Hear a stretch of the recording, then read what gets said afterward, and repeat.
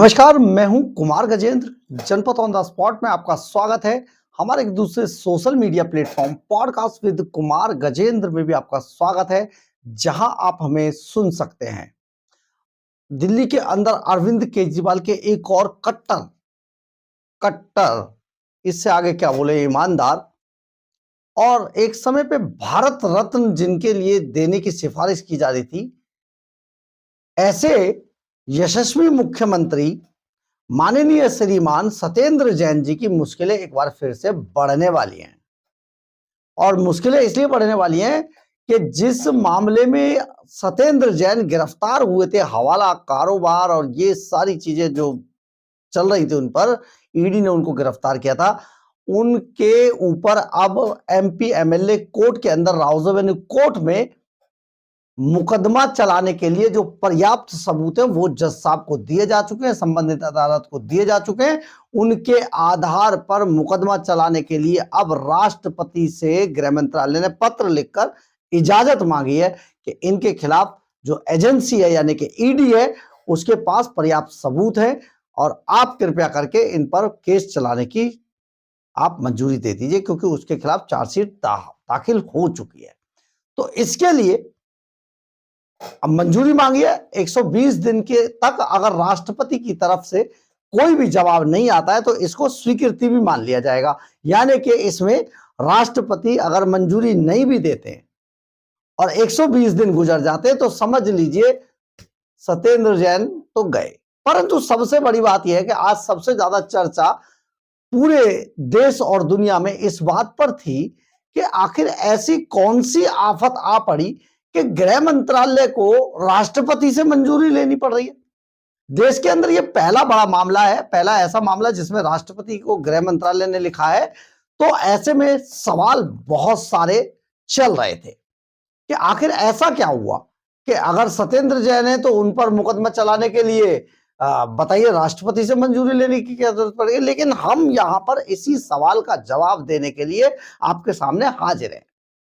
और हाँ, दरअसल है क्या कि अभी कुछ महीनों पहले देश के अंदर सीआरपीसी की जगह पर बीएनएस जो है वो लागू हुआ था और उसके अंदर एक क्लोज है कि जो इस तरीके की एजेंसियों के जो मामले हैं, जिनमें नौकरशाहों के अलावा जो ये जन सेवक जो हैं, इन पर भी जो केसेस चलते हैं, इन पे अगर मुकदमा चलाया जाता है, चार्जशीट फाइल हो जाती है, तो इसके लिए आपको गृह मंत्रालय को राष्ट्रपति से इजाजत लेनी पड़ेगी। ये मामला पूरा विस्तार से आपको समझाते हैं ये आखिर मामला क्या है, क्योंकि आज पूरे दिन इसमें बहुत सारे ऐसे लोग हैं जो लगातार इस पूरे मामले में चर्चा करते रहे। तो आखिर ये था क्या, तो था क्या, इसी बात को समझाने के लिए हम आपके सामने हाजिर हैं। क्योंकि देखिए, आपको ये बात जरूर पता लगना चाहिए कि आखिर ये इफ एंड बट हुआ कैसे था। तो इफ एंड बट इसलिए हुआ था कि बीएनएस की धारा 218 के तहत ये प्रावधान किया गया है नए कानून के अंदर कि राष्ट्रपति से ऐसे लोगों को इजाजत लेनी पड़ती है। हम आपको इसको पूरे विस्तार से समझाते हैं। दरअसल भारतीय नागरिक सुरक्षा संहिता बीएनएस 2023 के तहत न्यायाधीशों, मजिस्ट्रेटों और पब्लिक सर्वेंट्स के अभियोजन के लिए, यानी कि उन पर जब मुकदमा चलाया जाता है, इसके लिए सरकारी मंजूरी आवश्यक होती है। यदि 120 दिनों में मंजूरी नहीं दी जाती है तो इसे स्वीकृति मान लिया जाता है।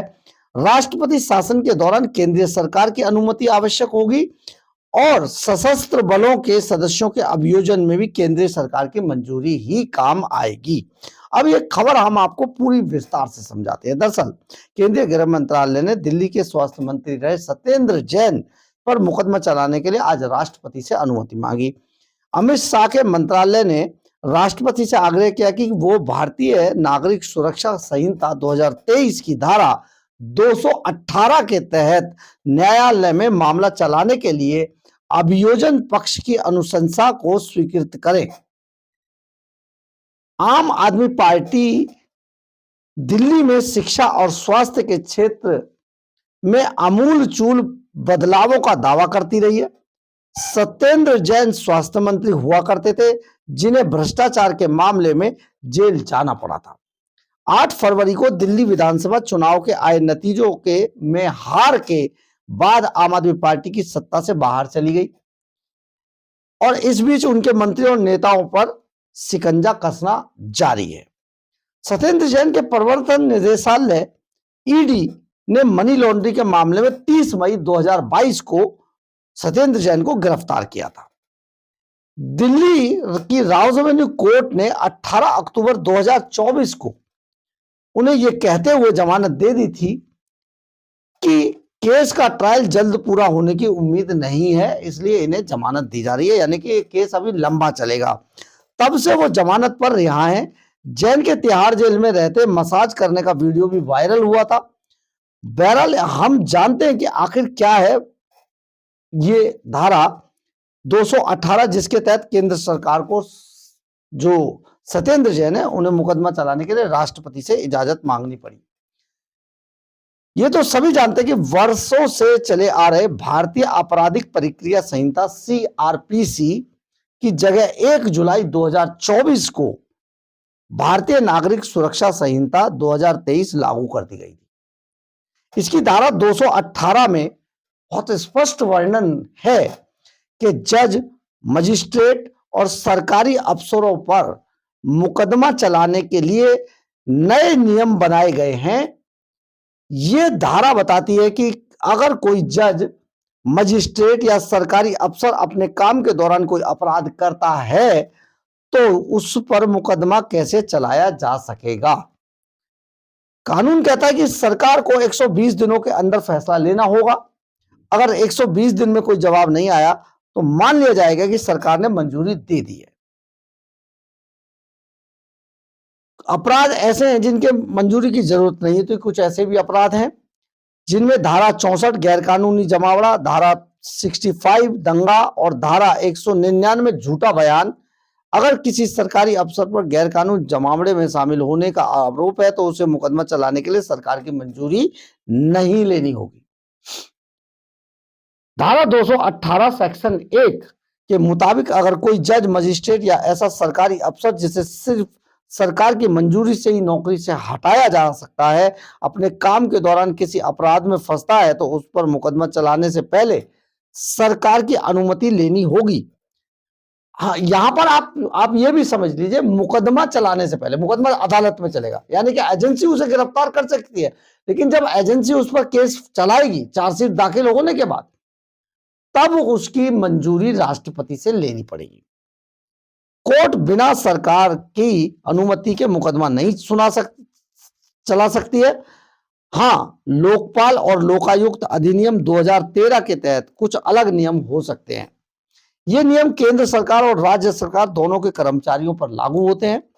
धारा 218 सेक्शन 2 फौजियों के लिए, अगर कोई फौजी अपनी ड्यूटी के दौरान कोई अपराध करता है तो उस पर मुकदमा चलाने के लिए केंद्र सरकार की मंजूरी लेनी होगी।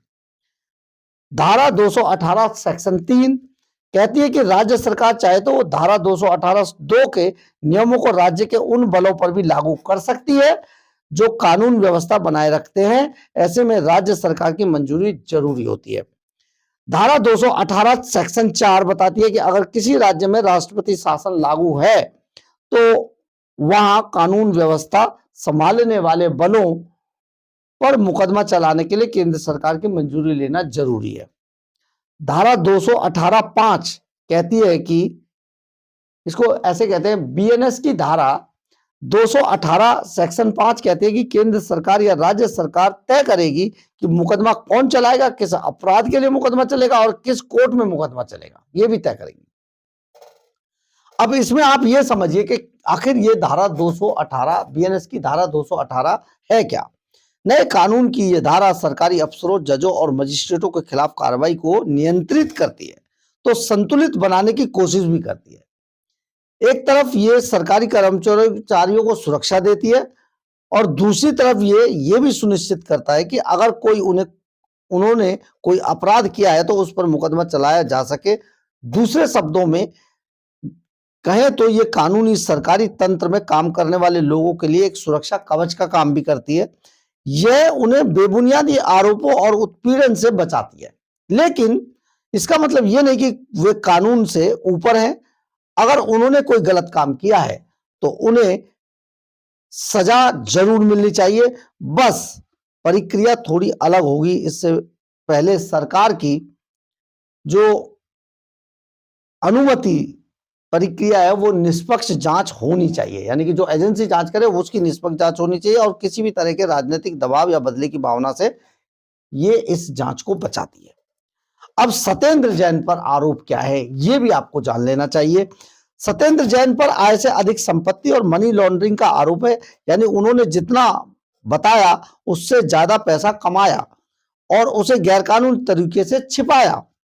केंद्रीय अन्वेषण ब्यूरो यानी कि सीबीआई और प्रवर्तन निदेशालय यानी कि ईडी 2017 और 18 में उन्होंने केस दर्ज किया। जैन पर सेल कंपनियां बनाकर करोड़ों रुपए का काला धन ट्रांसफर करने का आरोप है। उनकी संपत्ति कुर्क की गई और जेल में मसाज के वीडियो ने एक बड़ा विवाद खड़ा कर दिया था। ये केजरीवाल के सबसे बड़े सिपहसालार थे। सीबीआई ने 2017 में मनी लॉन्ड्रिंग का मामला दर्ज किया था। ईडी ने 2018 में इसी मामले में सत्येंद्र जैन से पूछताछ शुरू की। ईडी वो सरकारी एजेंसी है जो आर्थिक अपराधों की जांच करती है। हम आपको यहां पर एक चीज और बता देते, एक और मामला सत्येंद्र जैन पर है जो कि आपको जान लेना जरूरी है कि सत्येंद्र जैन वो व्यक्ति हैं जो जिनके पास जेल भी थी, यानी कि तिहाड़ जेल के भी ये मंत्री थे और तिहाड़ जेल के मंत्री रहते हुए इन्होंने तत्कालीन DG Tihar, director general Tihar Sandeep Goyal के साथ मिलकर एक वसूली रैकेट भी शुरू किया और तिहाड़ जेल से ही, जैसा कि महाठग सुकेश चंद्रशेखर ये आरोप लगाते हैं, तिहाड़ जेल से करोड़ों रुपए प्रोटेक्शन मनी के नाम पर जो सत्येंद्र जैन ने उगाकर अरविंद केजरीवाल को दिए। खैर आगे बढ़ते। ईडी ने सत्येंद्र जैन, उनकी पत्नी पूनम जैन और कुछ अन्य लोगों पर केस दर्ज किया था। आरोप है कि सत्येंद्र जैन ने दिल्ली में कई फर्जी कंपनियां बनाई या खरीदी। इन कंपनियों को सेल कंपनी कहते हैं जो सिर्फ कागजों पर होती हैं और कोई असली काम नहीं करती हैं। इनका इस्तेमाल अक्सर गैरकानूनी पैसों को छिपाने के लिए किया जाता है। सत्येंद्र जैन पर आरोप है कि उन्होंने 14 फरवरी 2015 को 31 मई 2017 के बीच, यानी कि 14 फरवरी 2015 से 31 मई 2017 के बीच कई लोगों के नाम पर प्रॉपर्टियां खरीदी। ऐसा माना जा रहा है कि ये प्रॉपर्टी उनके काले धन से खरीदी गई थी। ईडी के अनुसार सत्येंद्र जैन ने कोलकाता के 3 हवाला ऑपरेटरों के जरिए 3 कारोबारियों से 54 सेल कंपनियों के जरिए 16 करोड़ 39 लाख रुपए का काला धन ट्रांसफर किया। 16 करोड़ 39 लाख रुपए का काला धन ट्रांसफर किया। हवाला एक गैरकानूनी तरीका है पैसे भेजने का जिसमें कोई रिकॉर्ड नहीं रखा जाता है। सत्येंद्र जैन और उनकी कंपनियों पर आरोप है कि उन्होंने काला धन कोलकाता के एक सेल कंपनियों के मालिक जीवेश मिश्रा को भेजा। बदले में जीवेश मिश्रा ने अपनी 25 सेल कंपनियों के माध्यम से सत्येंद्र जैन और उनकी कंपनियों को पैसा वापस भेज दिया। इस तरह से उन्होंने अपने काले धन को सफेद करने की कोशिश की, यानी कि खुद जीवेश मिश्रा ने जांच एजेंसियों के सामने ये कबूल किया था कि ऐसा कंपनियां भेजकर काले धन को सफेद किया गया। इस फर्जीवाड़े में कई सेल कंपनियां शामिल है। इनमें Ankichan developers private limited, Indo metal impex private limited, Prayas info solution private limited और मंगलयान प्रोजेक्ट प्राइवेट लिमिटेड जैसी कंपनियां भी शामिल है। इस मामले में सत्येंद्र जैन के अलावा उनकी पत्नी पूनम जैन, अजीत प्रसाद जैन, सुनील कुमार जैन, वैभव जैन, अंकुश जैन और कुछ कंपनियां भी आरोपी हैं। इन कंपनियों में messrs Ankichan developers private limited, messrs Prayas info solution private limited, Mangalyaan project private limited और J ideal estate private limited भी शामिल हैं। अब इतनी सारी चीजें होने के बाद ईडी ने सत्येंद्र जैन के परिवार और उनकी कंपनियों की 4 करोड़ 81 लाख रुपए की संपत्ति जब्त की है।